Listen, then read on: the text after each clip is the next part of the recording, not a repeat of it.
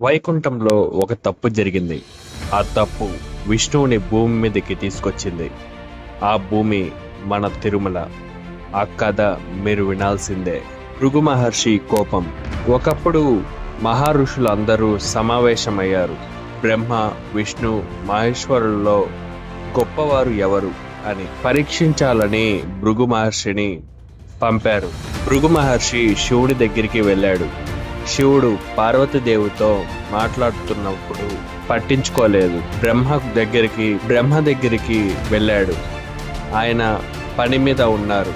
చివరికి వైకుంఠానికి వెళ్ళారు. విష్ణుమూర్తి ఆదిశేషుడిపై నిద్రపోతున్నారు. భృగు మహర్షి కోపంతో విష్ణువు వక్షస్థలంపై తన్నాడు. విష్ణువు మేల్కొని కోపించాడు. కాళ్ళు నొచ్చుకున్నాయా అని అడిగాడు. ఆ వినయానికి భృగుడు ఆశ్చర్యపోయాడు. విష్ణువే సర్వోన్నతుడు అని ప్రకటించాడు. కానీ లక్ష్మీదేవికి కోపం వచ్చింది. భర్త వక్షస్థలంపై మరొకరు తనడం సహించలేక వైకుంఠం వదిలి భూమిపైకి లక్ష్మీదేవి వచ్చింది. విష్ణువు భూమిపైకి రాక లక్ష్మి వెళ్ళిపోవడంతో విష్ణువు చింతించాడు. ఆమె కోసం వెతుకుతూ భూమిపైకి వచ్చాడు. శేషాచలం కొండపైన వేదావతి నది ఒడ్డున చేరాడు. అక్కడ ఒక పుట్టలో తపస్సు చేస్తున్నాడు.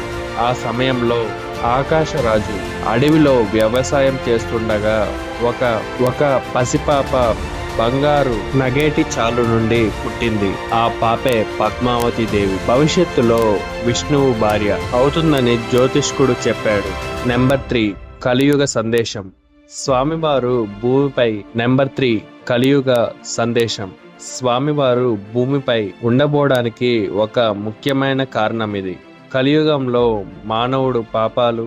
నెంబర్ 3 కలియుగ సందేశం.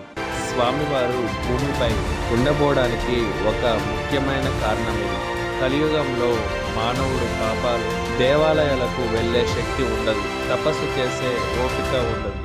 అందుకే స్వామివారు స్వయంగా ఇక్కడికి వచ్చి నేనే ఇక్కడ ఉన్నాను, నన్ను పిలవండి అని చెప్పాడు. అందుకే ఆయన కలియుగ ప్రత్యక్ష దైవం అంటారు. తదుపరి ఎపిసోడ్లో పద్మావతి దేవి కథ, స్వామివారితో ఆమె పరిచయం ఎలా జరిగింది, ఆ అద్భుతమైన ప్రేమ కథ వినాలంటే సబ్స్క్రైబ్ చేయండి. గోవింద గోవింద.